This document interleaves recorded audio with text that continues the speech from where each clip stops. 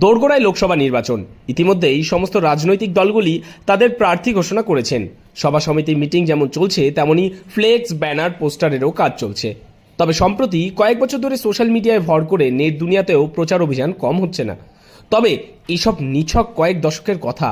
তবে ভোট যুদ্ধের অন্যতম প্রধান বিষয় দেওয়াল লিখন, যা আদি এবং অনন্ত। আর এই দেওয়ালেই সে সময় ফুটে উঠত নানা রকম ব্যঙ্গচিত্র, রাজনৈতিক ছড়া, দলীয় নেতৃত্ব কিংবা প্রার্থীর সম্পর্কে কুটকাচালি। তবে পরিমার্জিত ভাষায় শালীনতা বজায় রেখে এ ধরনের দেয়াল লিখন সে সময় শিল্পকর্মের মধ্যেও পড়ত। বর্তমানেও দেয়াল লিখন হয়, তবে তার সংখ্যায় খুবই কম।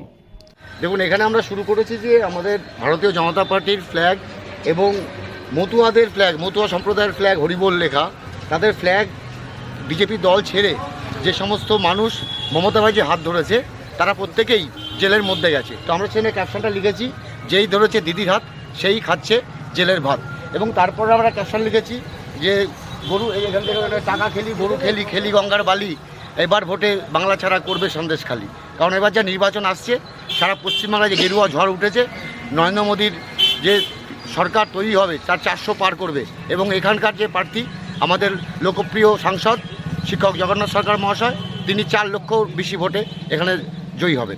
প্রতীক চিহ্ন, প্রার্থী নামের কারুকার্য কিংবা আকর্ষণীয় রং এ সমস্ত থাকলেও ব্যঙ্গাত্মক লিখন কিংবা ব্যঙ্গচিত্র এখন খুবই কম দেখা যায়। তবে একেবারেই যে হয় না এমন কিন্তু নয়। রানাঘাট তপশিলি লোকসভা কেন্দ্রের বিজেপি প্রার্থী প্রাক্তন সাংসদ জগন্নাথ সরকারকে পুনর্নির্বাচিত করার জন্য ভারতীয় জনতা পার্টির পক্ষ থেকে শান্তিপুর হাসপাতাল সংলগ্ন এলাকায় এমনই এক চিত্র ধরা পড়ল,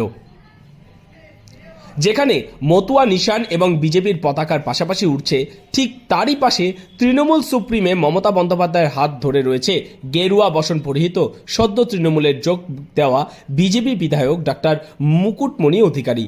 একই সঙ্গে লেখা রয়েছে, যেই ধরেছে দিদির হাত সেই খাচ্ছে জেলের ভাত। আমাদের রানাঘাট লোকসভায় আমাদের যে প্রার্থী জগন্নাথ সরকার,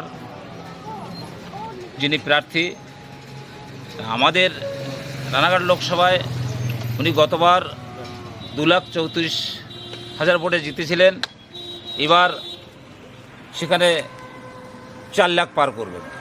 তার কারণ যে ওনার এগেনস্টে যে প্রার্থী দাঁড়িয়েছে সে আমাদেরই দলের লোক ছিল, কিন্তু সে তৃণমূলে এসে দাঁড়িয়ে।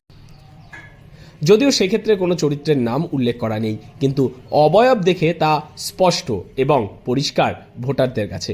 জেলবন্দি ওই 3 মূর্তির উপরে, অর্থাৎ গড়াদের ওপরে লেখা আমরা সবাই চোর, নিচে লেখা শুনবো না আর দিদির গুল, এবারও ভোটে পদ্মফুল। যদিও এই ক্ষেত্রে পদ্মফুলের ছবি আঁকা রয়েছে, মাঝে বড় করে লেখা টাকা খেলি, গরু খেলি, খেলি গঙ্গার বালি, এবার ভোটে রাজ্য ছাড়া করবে সন্দেশখালি।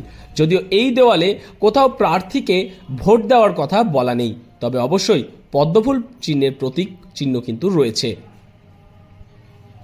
নদিয়া থেকে মৈনাক দেবনাথের রিপোর্ট, লোকাল 18 বাংলা।